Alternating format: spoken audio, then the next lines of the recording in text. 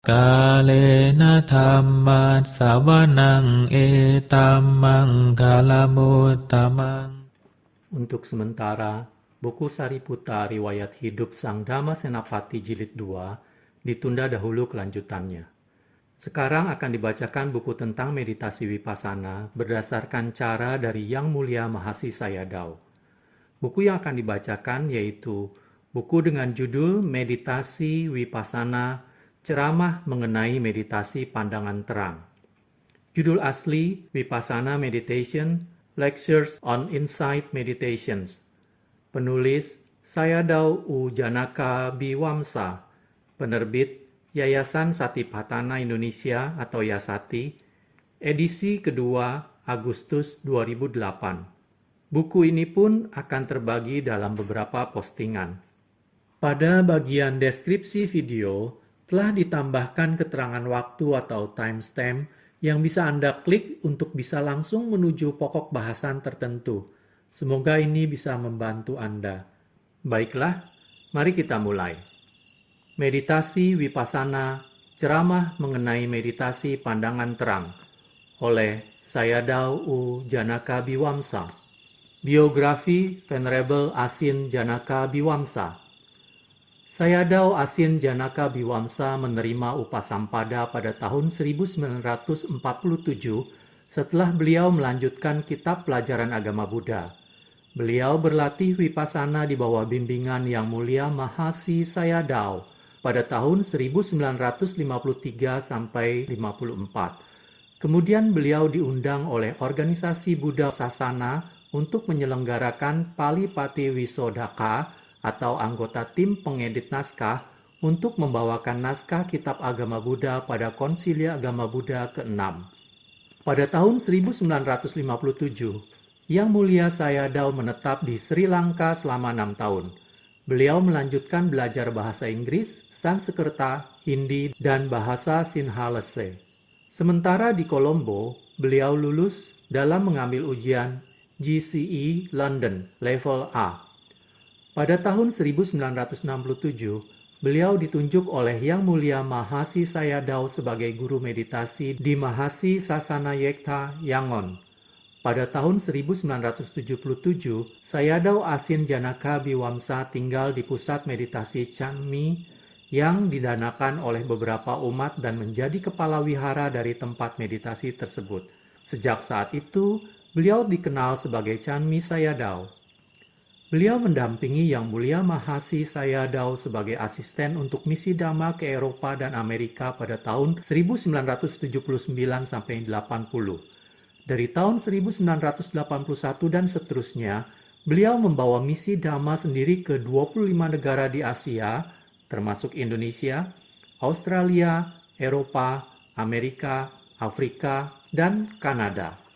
Sayadaw telah membimbing meditasi Vipassana di seluruh dunia dan juga terkenal melalui Dhamma Desananya dalam kuliah di universitas, siaran-siaran radio dan buku-buku agama Buddha yang ditulisnya, khususnya buku meditasi, termasuk buku meditasi Vipassana ini. Daftar isi, kata pengantar, ucapan terima kasih, prakata, bab 1, kebahagiaan melalui pengertian benar, bab 2, instruksi awal bagi meditator, bab 3, 7 manfaat meditasi Vipassana. Bab 4, 4 landasan perhatian penuh. Bab 5, 7 tingkat pemurnian. Bab 6, 9 cara untuk menajamkan kemampuan batin. Bab 7, 5 faktor yang harus dimiliki oleh seorang meditator. Lampiran 1, lampiran 2. Kata pengantar, Sudasam waja manyesam atano panadudasam. Mudah terlihat kesalahan orang lain, sulit melihat kesalahan diri sendiri. Dhammapada 252. Pernyataan ini sangatlah cocok untuk para meditator atau yogi. Seorang yogi akan terus-menerus membuat kesalahan yang sama, sampai seseorang yang lebih berpengalaman datang dan menunjukkan jalan kebenaran. Kemudian selang beberapa waktu, kita masih bisa lupa dan perlu diingatkan lagi. Pada tanggal 30 Maret sampai dengan 8 April 1983, Kami sangat beruntung atas kedatangan seorang guru besar yang sangat berpengalaman memberikan retret di Malaysian Buddhist Center, Penang, untuk menuntun, mengajar, mengoreksi, dan mengingatkan kita tentang latihan meditasi Vipassana. Kami semua mendapatkan keuntungan yang luar biasa di bawah bimbingan beliau yang sangat tegas, tepat, disiplin dengan kata-kata yang membangkitkan semangat. Di sini kami mempunyai kompilasi dari mereka yang sangat berguna untuk para yogi yang ingin mengetahui dan menggali lebih dalam tentang jaminan keamanan yang di luar batas. Ceramah sore yang telah disampaikan oleh Sayadaw U Janaka Biwamsa sangat bermanfaat bagi para yogi. Sebagian besar petunjuk diambil dari wawancara antara Sayadaw dengan para yogi. Itu semua telah disusun berdasarkan berbagai hal untuk dijadikan buku kecil yang lengkap. Hanya beberapa pernyataan yang sesuai dapat diterapkan dalam situasi tertentu dan tidak dapat dipublikasikan secara umum. Ucapan terima kasih yang sebesar-besarnya kepada Sayadaw yang telah mengizinkan kami untuk mencetak buku ini dan membantu untuk mengoreksi buku ini sendiri. Kami sangat berterima kasih kepada mereka yang telah membantu mewujudkan buku ini. Venerable Sujiwa, Juni 1985. Ucapan terima kasih. Ini adalah kehormatan bagi saya bahwa kita dapat menerbitkan edisi baru dari buku meditasi Vipassana ini yang mana sejauh ini telah dicetak 3 kali di Malaysia dan Myanmar. Kami sangat berterima kasih kepada Yang Mulia Biku Sujiwa untuk usahanya yang tidak mengenal lelah dalam menyusun dan mengedit ceramah-ceramah dan wejangan-wejangan yang saya berikan untuk keuntungan semua meditator dalam retret yang diadakan di Penang, Malaysia, April 1983. Edisi baru ini disusun sewaktu saya mengadakan perjalanan Dhamma di negara bagian barat pada tahun 1992. Biku Pesala dari Wihara Burma di London memberikan kepada saya seorang asisten yang tidak ternilai, Royce Wills, murid meditasi saya, yang telah memperbaharui bahasa dalam naskah yang dimasukkan ke dalam komputer oleh U Dhammasubha, Biku Malaysia, Maung Aung Yi, dan Maung Zhao Min O. Saya berterima kasih sekali kepada mereka semua. 5 November 1992, Asin Janaka Biwamsa, Chanmi Sayadaw. Prakata dari Yayasan Satipatthana Indonesia. Salah satu peningkatan pengetahuan Dhamma dan juga pelaksanaan Dhamma dalam lingkungan sehari-hari umat Buddha adalah melalui bacaan buku-buku Dhamma dan melatih meditasi. Yayasan Satipatthana Indonesia menyambut baik penerbitan buku ini karena buku ini dapat menambah pustaka mengenai ajaran Sang Buddha sehingga umat Buddha tidak hanya dapat pengetahuan Dhamma, tetapi lebih dari itu dapat meningkatkan pemahaman dan pelaksanaan Dhamma secara benar yang akhirnya meningkatkan keyakinan dan moral umat Buddha. Hal ini sejalan dengan misi yayasan sebagai organisasi nirlaba yang bergerak di bidang keagamaan dengan memfasilitasi retret meditasi Vipassana menurut tradisi yang dikembangkan oleh Yang Mulia Mahasi Sayadaw dan menerbitkan buku-buku Dhamma dengan tujuan untuk mengabdi tanpa pamrih bagi perkembangan umat Buddha. Semoga dengan praktek pariyati dan pati-pati kami mampu mewujudkan hingga ke sebuah pengetahuan batin yang tertinggi. Semoga Buddha Sasana di dunia dan di Indonesia terus berkembang dalam waktu yang sangat lama. Akhir kata, kami ucapkan terima kasih kepada para donatur yang telah membantu dan berpartisipasi dalam penerbitan buku ini. Semoga kebajikan yang telah dilakukan dapat membuahkan kebahagiaan bagi kita semua. Semoga semua makhluk hidup berbahagia.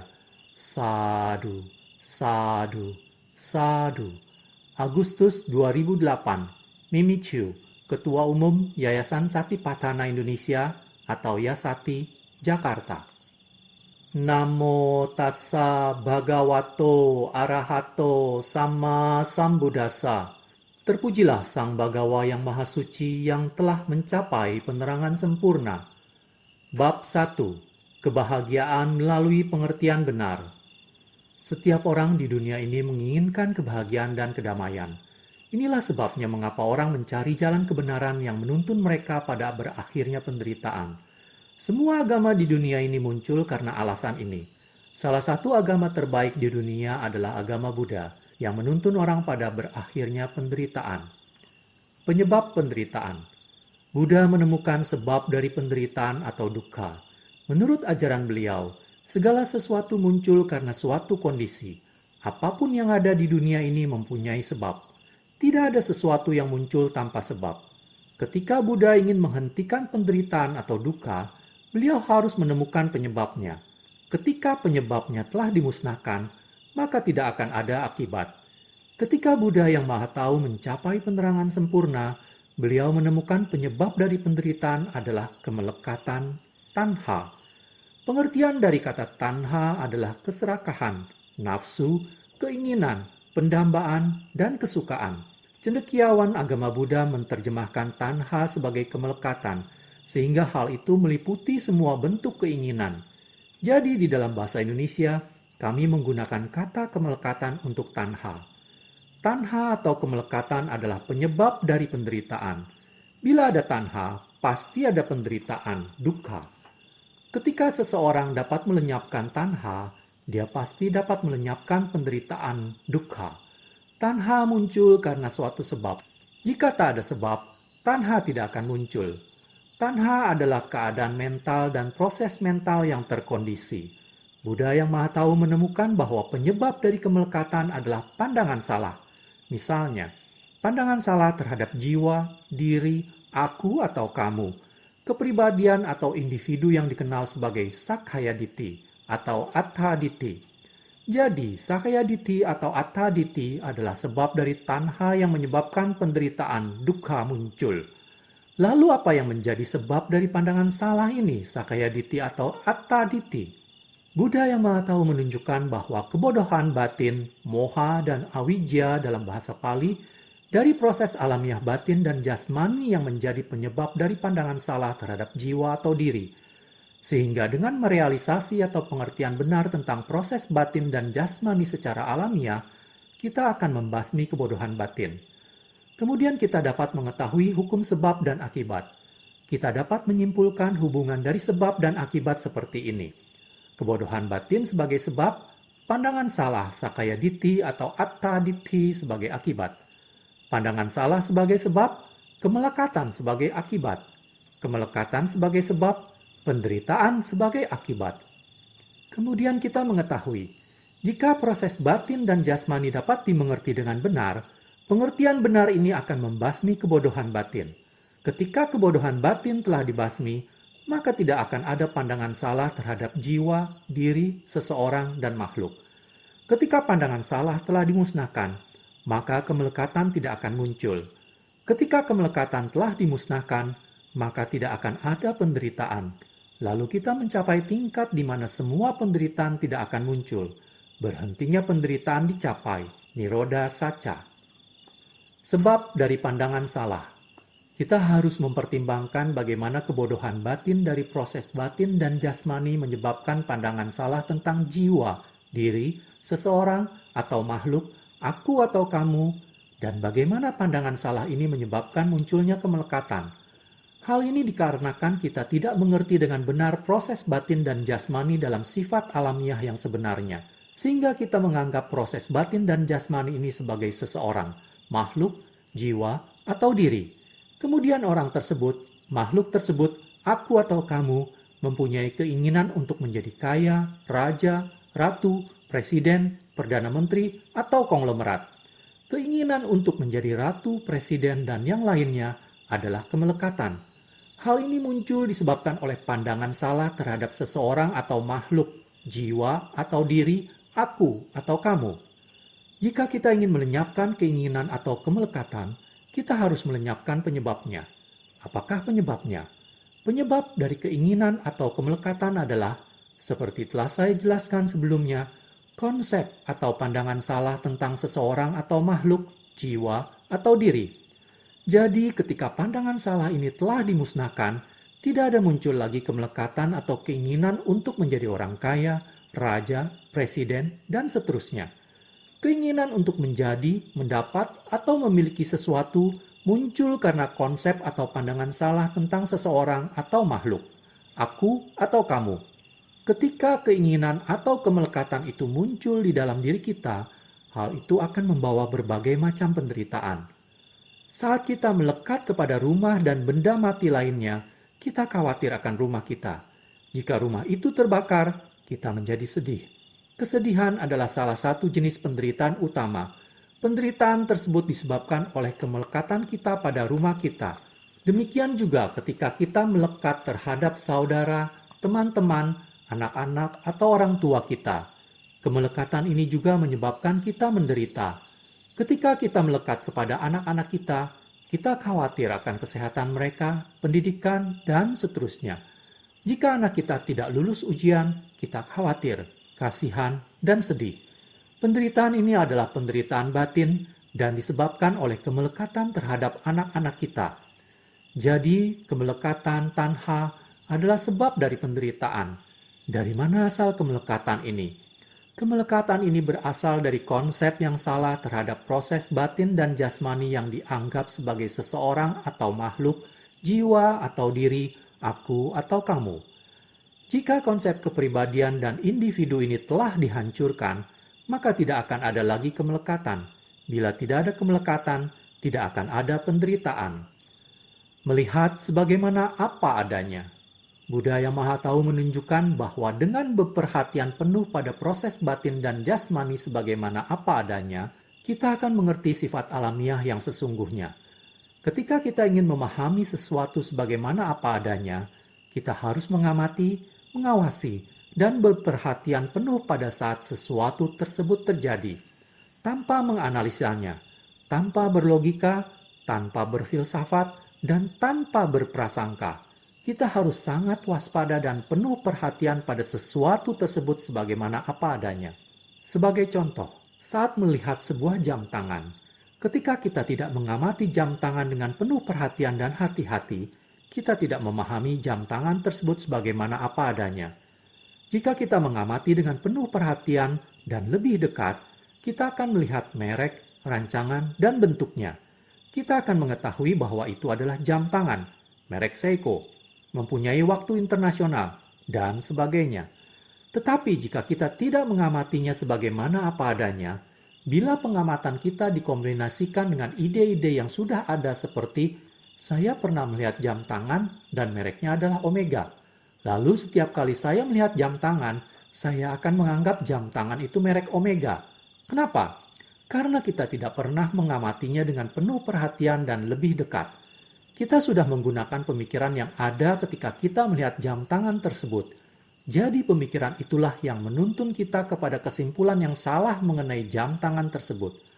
Jika kita dapat menyingkirkan ide-ide yang sudah ada tersebut dan hanya mengamati dengan penuh perhatian dan lebih dekat, kita akan mengetahuinya sebagaimana apa adanya.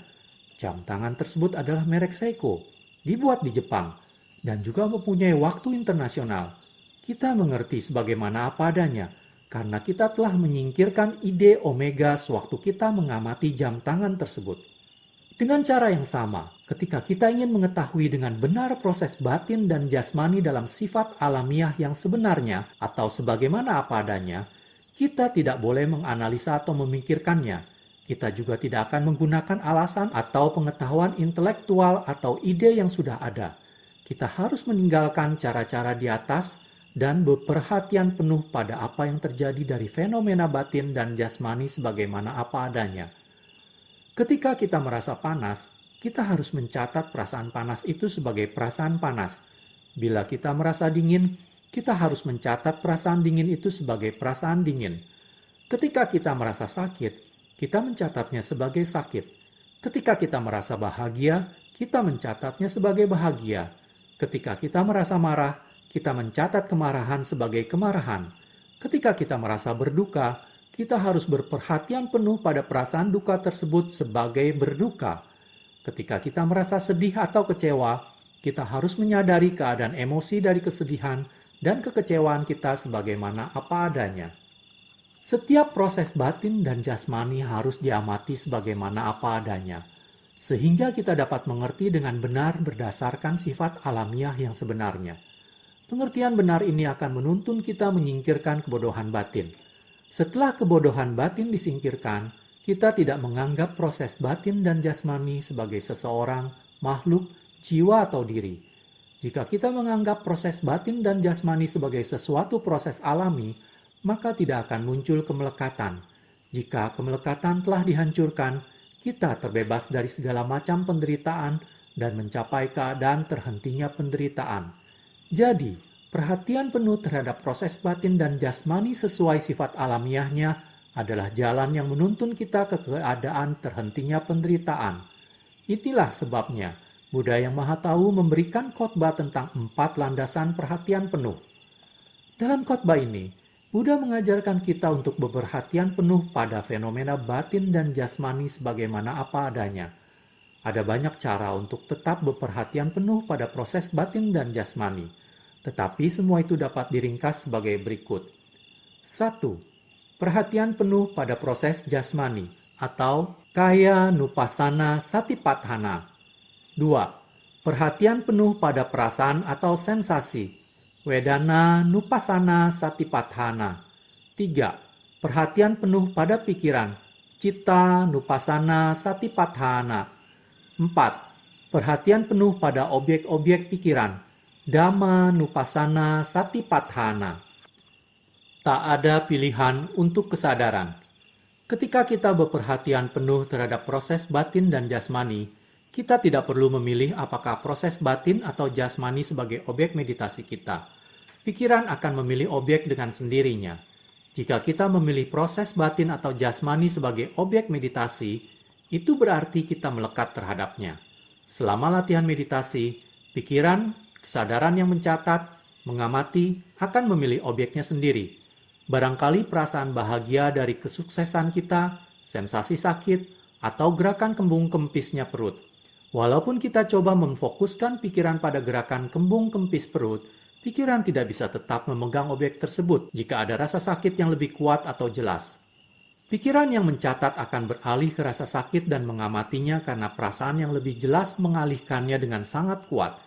Jadi kita tidak perlu memilih objek, tetapi harus mengamati objek yang pikiran kesadaran pilih. Ketika rasa sakit hilang karena pengamatan yang mantap dan penuh perhatian, pikiran akan memilih objek lain yang lebih jelas. Jika perasaan gatal di punggung lebih jelas daripada gerakan kembung kempisnya perut, pikiran akan beralih ke perasaan gatal dan mengamatinya sebagai gatal, gatal, gatal. Ketika perasaan gatal hilang, karena kekuatan perhatian penuh dan konsentrasi yang dalam, pikiran akan memilih misalnya gerakan kembung kempisnya perut sebagai objek, karena gerakan tersebut lebih jelas dari objek yang lainnya. Jika perasaan bahagia lebih kuat dari gerakan kembung kempisnya perut, pikiran akan memilih perasaan bahagia sebagai objek dan mengamatinya sebagai bahagia, bahagia, bahagia. Jadi prinsip dari meditasi vipassana atau meditasi perhatian penuh adalah mengamati, mengawasi, atau berperhatian penuh pada semua fenomena batin dan jasmani sebagaimana apa adanya. Meditasi vipassana tidak hanya sederhana dan mudah, tapi juga sangat efektif dalam mencapai tujuan kita, lenyapnya penderitaan. Sewaktu kita mengambil makanan, kita harus menyadari setiap gerakan, setiap aktivitas yang terlibat dalam kegiatan makan. Ketika kita meregangkan tangan, kita harus menyadari gerakan meregang. Ketika tangan menyentuh sendok atau nasi, sensasi sentuhan harus diamati. Jika kita memegang sendok, sensasi dari kegiatan memegang sendok harus diamati. Ketika kita mencelupkan sendok ke dalam kari, gerakan mencelup itu harus diamati. Ketika kita menyendok kari, gerakan menyendok itu harus diamati. Dalam hal ini, setiap gerakan yang terjadi dalam kegiatan makan harus diamati sebagaimana apa adanya, karena setiap proses jasmani harus dimengerti dengan benar sehingga dapat menghancurkan kebodohan batin yang menyebabkan pandangan salah. Dengan cara yang sama, saat kita mandi, saat bekerja di kantor atau rumah, kita harus menyadari setiap gerakan yang terlibat. Sewaktu melatih meditasi jalan dalam retret, gerakan kaki seperti mengangkat, mendorong, dan menurunkan harus diamati dengan cermat dan tepat sebagaimana apa adanya. Labeling, pencatatan. Kita mungkin perlu mencatat atau memberi sebutan jika kita sedang berperhatian penuh pada suatu objek.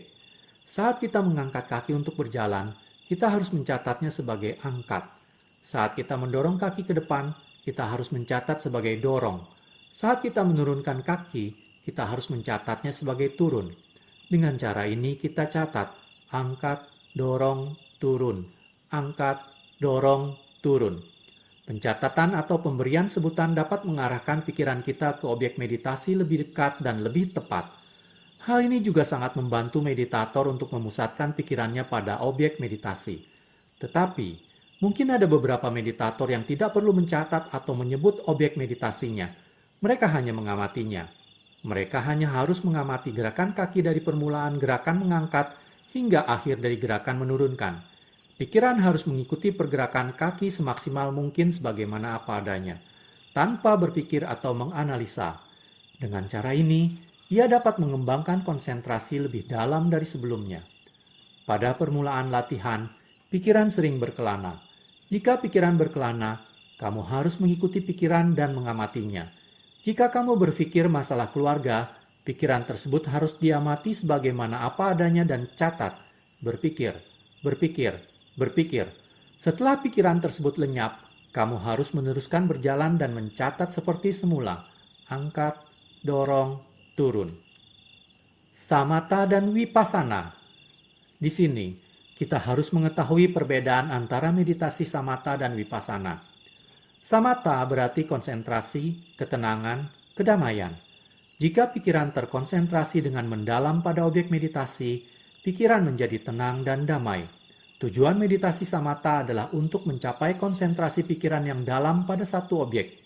Jadi, hasil meditasi samatha adalah pencapaian konsentrasi yang dalam seperti pencerapan, appana samadhi, jhana, atau konsentrasi akses, upacara samadhi. Ketika pikiran terkonsentrasi dengan dalam pada objek meditasi, semua kekotoran batin seperti nafsu, keserakahan, kebencian, keinginan, kesombongan, kebodohan batin, dan seterusnya terlepas dari pikiran yang terserap pada objek. Saat pikiran terbebas dari segala kekotoran batin atau rintangan batin, kita merasa tenang, damai, dan bahagia. Oleh karena itu, hasil meditasi samatha adalah kebahagiaan dalam batas tertentu dikarenakan pencapaian konsentrasi yang dalam seperti pencerapan, appana samadhi, jhana, atau konsentrasi akses, upacara samadhi. Tetapi meditasi samatha tidak membuat kita mengerti dengan benar tentang fenomena mental dan jasmani sebagaimana apa adanya. Seorang yogi samatha harus membuat peralatan tertentu atau kasina sebagai objek meditasi. Menurut kitab komentar Visuddhimagga, contohnya, untuk membuat kasina warna, yogi harus membuat lingkaran merah di dinding lebih kurang 2 kaki dari lantai. Ia harus membuat lingkaran merah sebesar piring dan warnanya harus merah murni, rata, dan halus. Bila kasina tersebut sudah jadi, kemudian ia harus duduk sekitar 2 kaki dari objek tersebut, lihat dan berkonsentrasi pada kasina tersebut.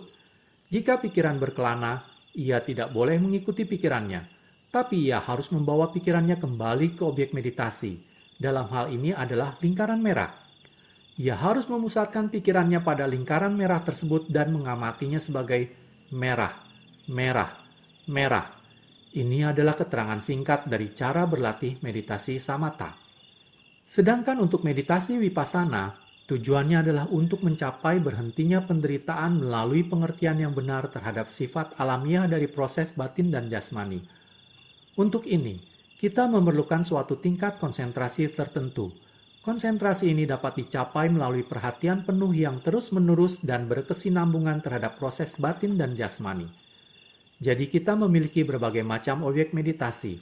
Kebahagiaan adalah sebuah objek meditasi, dan begitu juga dengan kemarahan, kesedihan, sensasi rasa sakit, kekakuan, kesemutan, dan sebagainya. Segala macam proses batin dan jasmani dapat dijadikan objek meditasi. Tujuan dan hasil meditasi samatha dan vipassana adalah berbeda. Demikian juga metodenya. Kita harus kembali pada apa yang telah saya jelaskan sebelumnya. Ketika kita berjalan, kita mengamati pergerakan kaki, yaitu angkat, dorong, dan turun. Pada permulaan latihan, pikiran kita tidak terkonsentrasi pada kaki dengan baik. Saat pikiran berkelana, kita harus mengikuti dan mengamatinya hingga pikiran yang berkelana tersebut hilang. Hanya setelah pikiran yang berkelana itu hilang, kita mencatat gerakan kaki seperti biasa. Ketika pikiran terkonsentrasi pada gerakan kaki dengan baik, yang kita catat adalah gerakan mengangkat, mendorong, dan menurunkan. Kita tidak boleh memperhatikan bentuk kaki atau bentuk badan selama berjalan. Ketika kaki diangkat, pikiran mencatat sebagai angkat. Ketika kaki didorong ke depan, pikiran mencatat sebagai dorong. Ketika kaki diturunkan, pikiran mencatatnya sebagai turun. Ketika kita menyadari semua gerakan sebagai proses alamiah, kita juga menyadari bahwa pikiran kesadaran yang melakukan pencatatan. Gerakan mengangkat adalah suatu proses, dan pikiran yang mencatatnya adalah proses yang lain. Gerakan mendorong adalah suatu proses, dan pikiran yang mencatatnya adalah proses yang lain. Dengan cara ini kita mengerti sepenuhnya dua proses dari fenomena batin dan jasmani. Kita mengerti dengan benar bahwa kedua proses ini adalah proses alami dari fenomena batin dan jasmani. Kita tidak menganggap mereka sebagai seseorang, makhluk, aku atau kamu. Kemudian tidak akan ada pandangan salah terhadap seseorang, individu, jiwa atau diri. Ketika pandangan salah ini telah dihancurkan, tidak akan ada kemelekatan atau keinginan yang menyebabkan penderitaan dukkha. Jadi, karena kemelekatan tidak muncul, tidak akan muncul penderitaan yang sebenarnya adalah hasil dari kemelekatan. Kita mencapai berhentinya penderitaan ketika mengalami proses gerakan mengangkat, mendorong, dan meletakkan sebagai proses yang alami. Seiring dengan berjalannya latihan, perhatian penuh kita menjadi lebih berkesinambungan, terus-menerus dan menjadi kuat. Dengan perhatian penuh yang terus-menerus dan kuat, konsentrasi menjadi lebih dalam dan kuat. Ketika konsentrasi menjadi dalam dan kuat, kemudian pengertian atau pandangan terang kita terhadap proses batin dan jasmani menjadi jelas. Sehingga kita menyadari banyak rangkaian dari gerakan mengangkat yang muncul dan tenggelam satu persatu. Saat mengalami hal tersebut, kita menjadi mengerti bahwa tidak ada proses yang kekal dan abadi. Setiap proses gerakan adalah tidak kekal, anicca, muncul dan tenggelam dengan sangat cepat. Jadi hal ini bukanlah merupakan proses yang baik, melainkan buruk. Kemudian kita menyadari satu dari tiga karakteristik dari proses batin dan jasmani, yaitu penderitaan, dukkha. Saat kita menyadari ketidakkekalan dan penderitaan adalah sifat alamiah dari proses gerakan jasmani, kita tidak menganggap hal itu sebagai sesuatu yang abadi, seseorang, makhluk, jiwa atau diri. Ini adalah realisasi dari anatta. Tidak ada jiwa, diri, ataupun ego, hanya sifat alamiah dari proses batin dan jasmani. Jadi kita merealisasikan tiga karakteristik dari fenomena batin dan jasmani. Tidak kekal, anicca, penderitaan, dukkha, dan tidak ada jiwa atau diri, anatta. Merealisasi 4 kebenaran mulia. Dengan cara ini, seorang meditator melewati tingkat pengetahuan pandangan terang dari proses batin dan jasmani satu demi satu.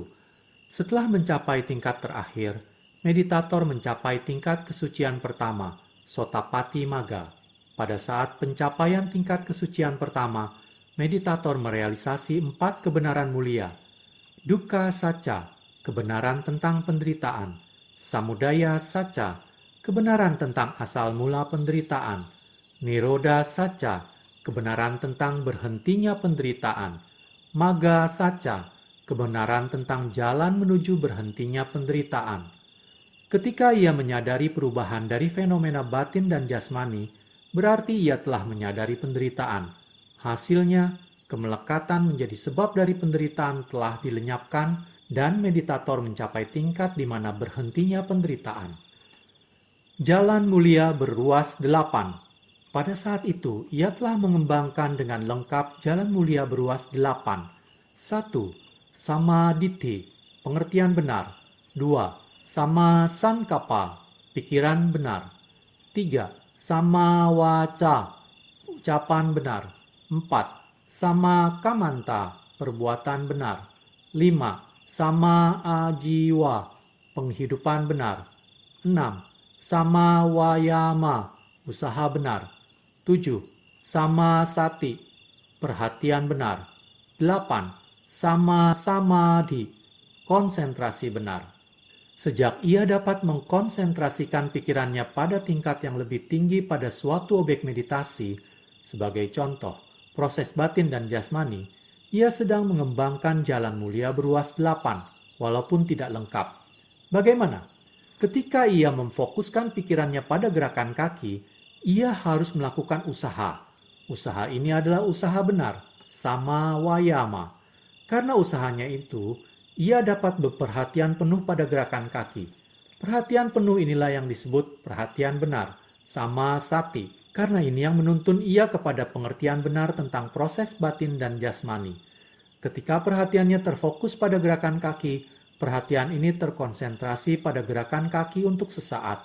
Tetapi ketika konsentrasi menjadi berkesinambungan dan terus-menerus, kuat dan dalam, konsentrasi itulah yang disebut konsentrasi benar sama samadhi. Adalah hal yang wajar bila pikiran mengembara saat permulaan latihan.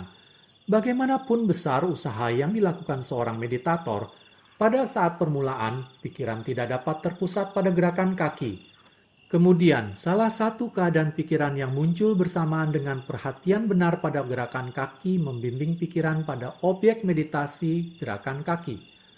Keadaan pikiran yang membimbing pikiran ke objek meditasi adalah pikiran benar, sama sankappa. Karakteristik dari pikiran benar adalah mengarahkan pikiran pada objek meditasi. Dengan cara ini, pikiran menjadi terkonsentrasi dengan baik pada objek meditasi, yaitu gerakan kaki. Kemudian konsentrasi tersebut menembus sifat alamiah dari proses gerakan jasmani. Mengetahui hal ini sebagai proses alami. Pengetahuan atau pengertian tentang proses gerakan jasmani sebagai proses alami adalah pengertian benar, samadhi.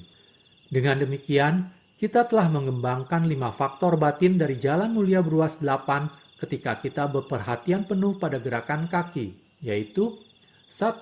Sama wayama, usaha benar. 2. Sama sati, perhatian benar. 3. Sama samadhi, konsentrasi benar. 4. Sama sankappa, pikiran benar. 5. Sama ditti, pengertian benar. Kelima faktor batin ini sudah tercakup dalam perhatian penuh dari proses batin dan jasmani sebagaimana apa adanya. Pada saat melatih meditasi pandangan terang, kita berusaha menghindar dari berbicara yang tidak benar, perbuatan yang tidak benar, dan penghidupan yang tidak benar. Terhindar dari berbicara yang tidak benar berarti berbicara benar, sama waca. Terhindar dari perbuatan yang tidak benar berarti perbuatan benar, sama kamanta. Terhindar dari penghidupan yang tidak benar berarti penghidupan benar, sama ajiwa.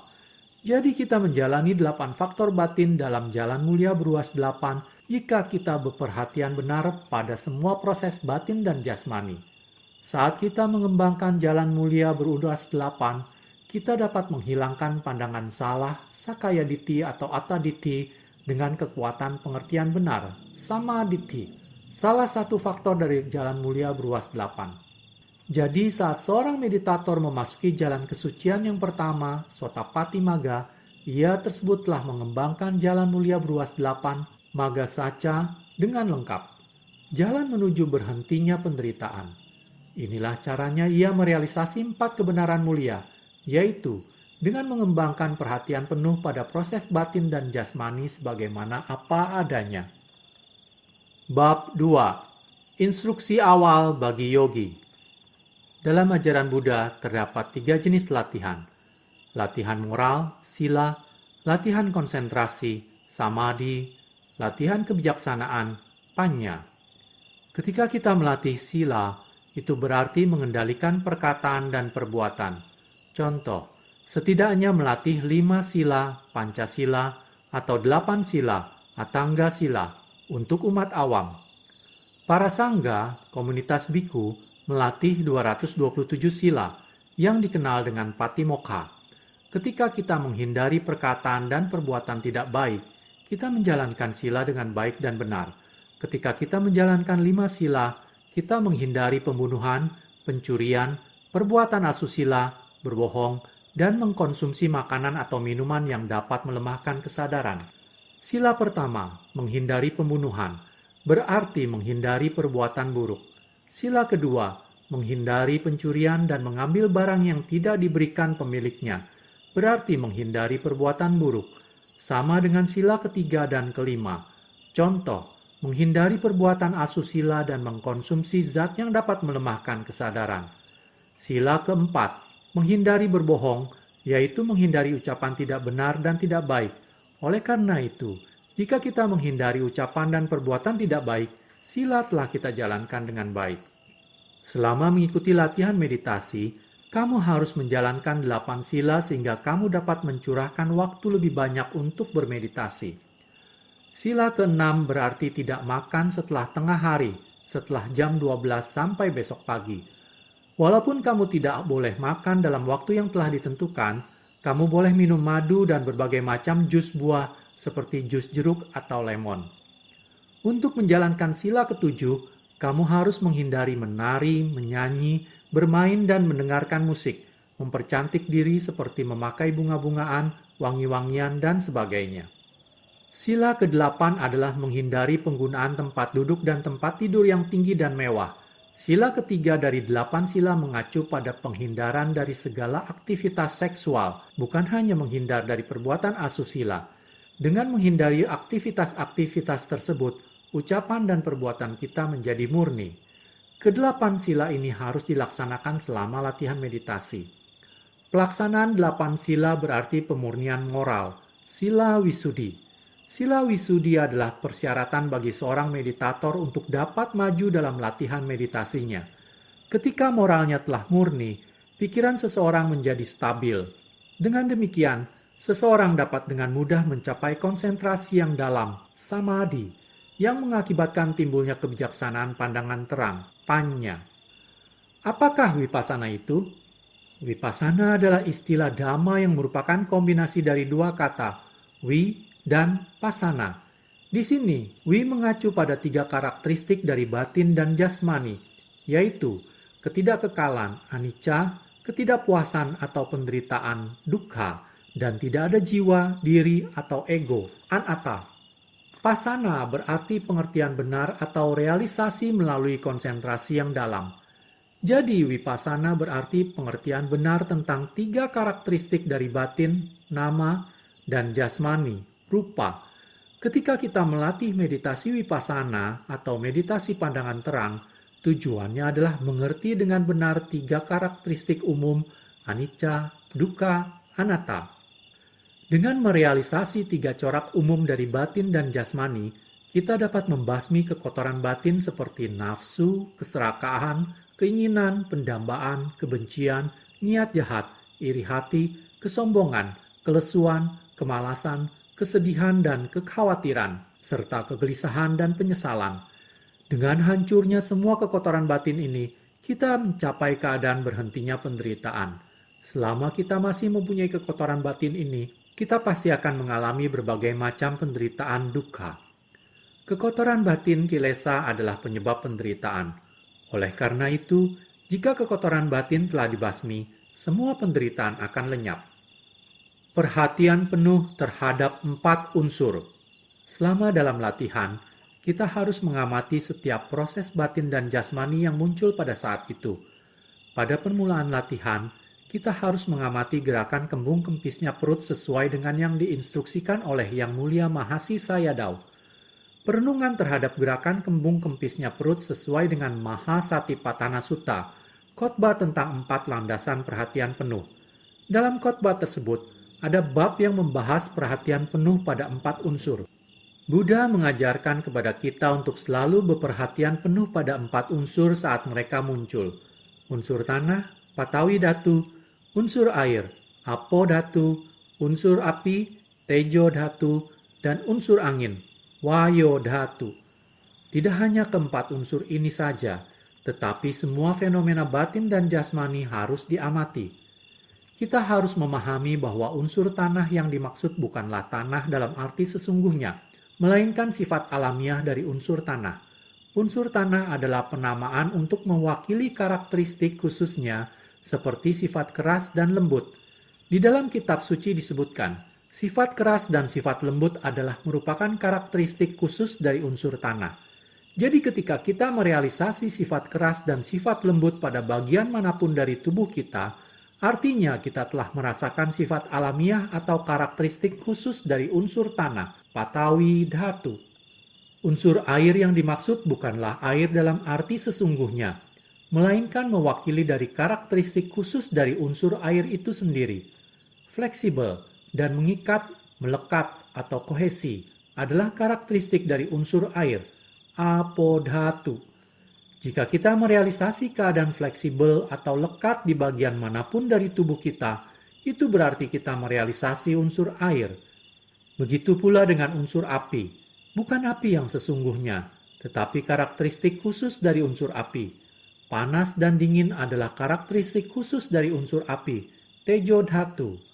Unsur angin, wayo dhatu, juga bukan angin, tetapi hanyalah istilah yang diberikan untuk menerangkan karakteristik khusus dari unsur angin, yaitu pergerakan, perpindahan, getaran, atau menopang di bagian manapun dari tubuh. Jika kita merasa, merealisasi, dan mengerti dengan benar sifat alamiah dari pergerakan, perpindahan, getaran, atau topangan di bagian manapun dari tubuh, itu berarti kita merealisasi unsur angin. Inilah perhatian penuh terhadap 4 unsur. Buddha yang Maha Tahu bersabda, semua proses batin dan jasmani harus diamati sebagaimana apa adanya. Ketika kita duduk pada suatu posisi yang menyenangkan dan memfokuskan perhatian kita pada proses batin dan jasmani, kita mungkin tidak mengetahui objek apa yang harus diamati terlebih dahulu. Untuk mengatasi kesulitan ini, Yang Mulia Mahasi Sayadaw memberi petunjuk kepada para meditator untuk memulai dengan gerakan kembung kempis perut. Jika kita menarik nafas, dinding perut mengembung. Dan jika kita membuang nafas, dinding perut mengempis. Kita harus memfokuskan perhatiannya pada gerakan perut. Jika dinding perut mengembung, harus dicatat sebagai mengembung. Dan jika dinding perut mengempis, catat sebagai mengempis. Dalam cara ini, kembung, kempis, kembung, kempis. Dengan demikian, kita dapat merasakan gerakan keluar, kembung, dan ke dalam, kempis, dari dinding perut. Karakteristik khusus dari unsur angin harus direalisasi sepenuhnya oleh para meditator, sehingga mereka dapat melenyapkan pandangan salah mengenai seseorang, makhluk, atau jiwa. Mereka harus mengamati gerakan keluar dan ke dalam, atau kembung dan kempisnya dinding perut, dan catat dalam batin sebagai kembung, kempis, kembung, kempis.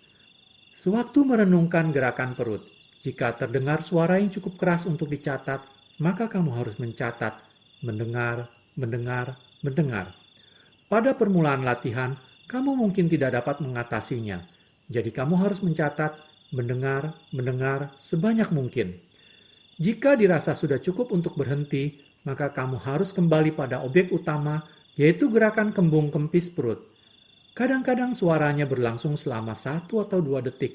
Kemudian, jika suaranya telah menghilang, maka pikiran secara alami kembali pada objek utama, kembung dan kempis, yang harus kamu catat sebagaimana biasanya. Perhatian penuh terhadap keadaan mental dan emosi. Ketika kamu merasa bahagia atau tidak bahagia, atau merasa menyesal dan sedih, keadaan emosi-emosi ini harus diperhatikan sebagaimana apa adanya. Catatlah dalam hati, bahagia, bahagia, atau tidak bahagia, atau sedih, sedih, dan seterusnya. Setelah keadaan emosi menghilang, pikiran yang mencatat secara alamiah akan kembali pada gerakan dinding perut yang harus diamati sebagaimana biasanya. Jika pikiran berkelana dan berpikir mengenai pekerjaan, keluarga, atau sanak saudara, kamu harus meninggalkan perhatian terhadap gerakan dinding perut dan mengamati pikiran yang berkelana. Catatlah dalam hati, berpikir. Kamu harus berhati-hati pada tahapan ini. Saat kamu mengamati suatu keadaan batin atau emosi, pikiran yang mencatat harus bersemangat, penuh perhatian, tepat, dan agak cepat, sehingga pengamatan menjadi berkesinambungan, tak terputus, dan terus-menerus. Saat pikiran yang mencatat menjadi kuat, ide atau proses berpikir akan berhenti dengan sendirinya. Akhirnya, pikiran yang mencatat tidak lagi memiliki objek untuk dicatat. Secara alami, pikiran kembali pada gerakan perut yang harus dicatat sebagaimana biasanya. Meditasi jalan. Buddha bersabda bahwa perhatian penuh harus diterapkan pada 4 sikap tubuh, yaitu berjalan, berdiri, duduk, dan berbaring. Jika kamu berjalan, kamu harus berperhatian penuh pada aktivitas berjalan sebagaimana apa adanya. Jika kamu berdiri, kamu harus berperhatian penuh pada aktivitas berdiri sebagaimana apa adanya. Jika kamu duduk, kamu harus berperhatian penuh pada aktivitas duduk sebagaimana apa adanya. Jika kamu berbaring, Kamu harus berperhatian penuh pada aktivitas berbaring sebagaimana apa adanya. Jadi pada setiap sikap harus ada perhatian penuh. Kami memberi petunjuk pada para meditator untuk berlatih meditasi jalan dan duduk secara bergantian, sehingga mereka dapat berkonsentrasi lebih mudah dan lebih jauh mencapai pandangan terang pada proses jalan dan duduk. Setiap sesi meditasi duduk harus didahului dengan meditasi jalan, karena pada meditasi jalan, gerakan kaki lebih jelas dari gerakan dinding perut saat meditasi duduk. Setelah mahir dalam bermeditasi, kamu mungkin memerlukan meditasi duduk yang lebih lama dibandingkan dengan meditasi jalan. Ketika kamu telah mencapai tingkat ke-6 dari pengetahuan pandangan terang, kamu dapat berlatih meditasi duduk lebih lama dari meditasi jalan. Kamu dapat bermeditasi duduk 2 atau 3 jam dan bermeditasi jalan 1 jam. Pada tingkatan ini, konsentrasi kamu cukup baik, dalam, dan kuat untuk menyadari lenyapnya fenomena batin dan jasmani, nama dan rupa. Tetapi pada permulaan latihan, kamu perlu melakukan meditasi jalan lebih lama dari meditasi duduk, karena kamu belum bisa bermeditasi duduk lama, tapi dapat bermeditasi jalan lebih lama. Kamu dapat mencapai tingkat konsentrasi tertentu dengan lebih mudah melalui meditasi jalan dibandingkan dengan meditasi duduk. Jadi yang pertama, kamu harus berlatih meditasi jalan dengan menyadari langkah kaki. Ketika melangkah dengan kaki kiri, catatlah dalam hati sebagai kiri. Ketika melangkah dengan kaki kanan, catatlah dalam hati sebagai kanan. Dengan cara ini, catatlah sebagai kiri, kanan, atau hanya melangkah. Pencatatan atau pemberian nama tidaklah sepenting pengamatan terhadap langkah kaki. Kamu harus mengutamakan kewaspadaan yang tajam terhadap gerakan kaki. Dalam berlatih meditasi jalan, mata tidak boleh dipejamkan. Sebaiknya, mata harus terpejam separuh, yang berarti tidak tegang dan menjaga mata dalam keadaan normal. Dan yogi harus melihat ke bawah sekitar 2 meter di depan kaki. Kamu tidak boleh menundukkan kepala terlalu rendah. Jika menundukkan kepala terlalu rendah, kamu segera merasakan ketegangan pada leher dan bahu. Hal ini juga bisa menimbulkan sakit kepala atau pusing. Kamu tidak boleh melihat ke kaki. Jika kamu melihat ke kaki, kamu tidak dapat berkonsentrasi dengan baik pada gerakan kaki. Melihat ke sana, kemari, atau ke sekeliling juga tidak diperbolehkan. Bila kamu melakukannya, pikiran akan berkelana bersama mata dan konsentrasi menjadi terpecah. Kamu mempunyai kecenderungan atau keinginan untuk melihat ke sekeliling ketika kamu merasakan ada seseorang yang mendekat atau lewat di depannya. Kecenderungan atau keinginan untuk melihat ke sekeliling harus diamati dengan penuh perhatian dan dicatat sebagai kecenderungan atau ingin melihat hingga keinginan itu lenyap. Setelah keinginan itu lenyap, kamu tidak akan ingin melihat ke sekeliling lagi. Kemudian kamu dapat menjaga konsentrasi. Jadi berhati-hatilah untuk tidak melihat ke sekeliling sehingga kamu dapat menjaga dan meningkatkan konsentrasi melalui meditasi jalan. Tangan harus disatukan di depan atau belakang. Bila harus merubah posisi tangan, boleh dilakukan, tetapi harus berperhatian penuh. Jika kamu ingin mengubah posisi, harus dicatat, ingin. Setelah itu, ubahlah posisi dengan sangat perlahan dan setiap gerakan yang terlibat di dalamnya harus diamati dengan perhatian penuh. Tidak boleh lengah pada setiap gerakan atau aksi. Setelah posisi tangan diubah, teruskan mencatat gerakan kaki seperti sebelumnya. Dalam meditasi duduk, bagi meditator yang telah mempunyai pengalaman berlatih meditasi, sebaiknya duduk setidaknya selama 45 menit tanpa mengubah posisi. Sedangkan bagi pemula, sebaiknya duduk paling tidak 20-30 menit tanpa mengubah posisi. Jika meditator pemula tidak dapat mengatasi rasa sakit yang muncul, ia akan merasakan dorongan untuk mengubah posisinya. Sebelum melakukan perubahan posisi, catatlah keinginan untuk mengubah sikap tubuh sebagai ingin. Bila tidak tertahankan dan harus merubahnya, lakukanlah dengan sangat perlahan dan waspada terhadap semua gerakan dan perbuatan yang terlibat dalam mengubah sikap duduk. Setelah perubahan selesai dilakukan, kembalilah ke pengamatan gerakan perut dan catat sebagaimana biasanya. Kesadaran hening. Pada retret meditasi, kamu dilarang melakukan tindakan atau gerakan dengan cepat. Sedapat mungkin semua tindakan dan gerakan harus dilakukan secara perlahan, sehingga kamu dapat menerapkan perhatian penuh terhadap setiap gerakan tubuh yang kecil sekalipun.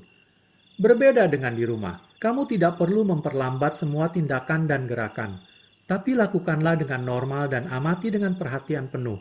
Semua tindakan dan gerakan harus dicatat dengan perhatian penuh sebagaimana apa adanya. Itulah yang dimaksud dengan beperhatian penuh secara umum. Pada saat retret, kamu harus memperlambat semua tindakan dan gerakan karena kamu tidak ada tugas lain kecuali selalu beperhatian penuh pada semua aktivitas mental dan jasmani. Kamu tidak boleh berbicara kecuali beberapa kata yang diperlukan pada rutinitas sehari-hari.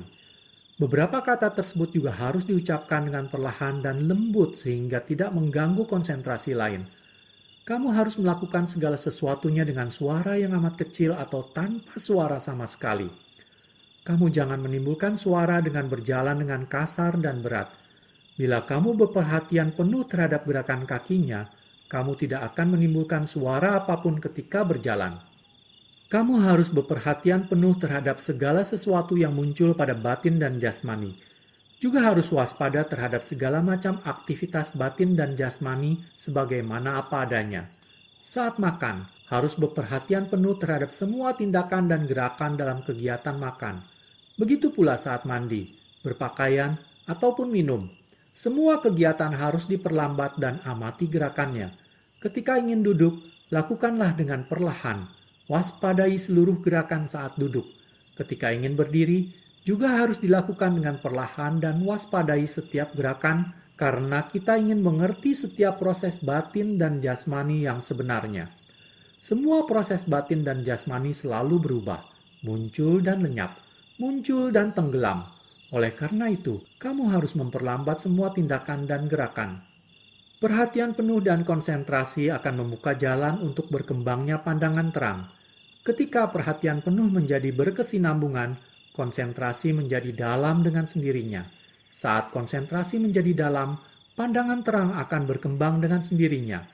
Oleh karena itu, kita harus berjuang untuk mendapatkan perhatian penuh yang konstan, terus-menerus, dan berkesinambungan. Kalena dhamma savanang etamang kalamutamang